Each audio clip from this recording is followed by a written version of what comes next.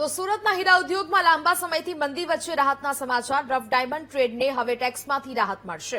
હીરા ઉદ્યોગને rough diamond trade પર ટેક્સની છૂટ આપવાની તૈયારી દર્શાવવામાં આવી છે.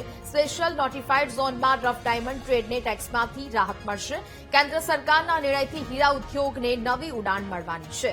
ભારત સરકારે તાજેતરમાં રફ હીરાનો વેપાર કરતી વિદેશી કંપનીઓ માટે ઇન્કમ ટેક્સમાં 15 વર્ષ માટે છૂટ આપવાની વ્યવસ્થા કરી છે.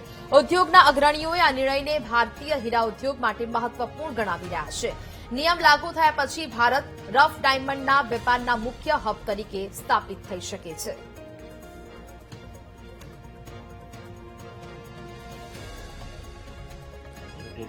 આના આધાર ઉપર ભારતની અંદર ખાસ કરીને મુંબઈ અને સુરતની અંદર gems and jewellery export promotion council વતી અને ભારત ડાયમંડ બુશના સંયુક્ત ઉપક્રમે મુંબઈની અંદર અને અહીંયા ફક્ત જીજેપીસી દ્વારા સ્પેશિયલ ઇકોનોમિક ઝોનની બનાવવામાં આવ્યા છે. અત્યારે હાલ ગુજરાત હીરા બુશની અંદર આ સ્પેશિયલ ઇકોનોમિક ઝોન કાર્યરત છે.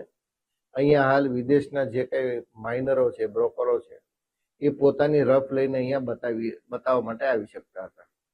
પરંતુ આ લો જ્યારથી અમલ થશે ત્યાર પછી કોઈ પણ વિદેશ માઇનર હોય, બ્રોકર હોય કે કોઈ પણ વ્યક્તિ હોય બહારથી અહીંયા રફ લઈ અને એમના ક્લાયન્ટોને ડાયરેક્ટ વેચી શકશે કે જેની ઉપર ઇન્કમ ટેક્સ નહીં લાગે. આ ખૂબ મોટો બેનિફિટ છે ઇન્ડસ્ટ્રીના માઇનરો માટે.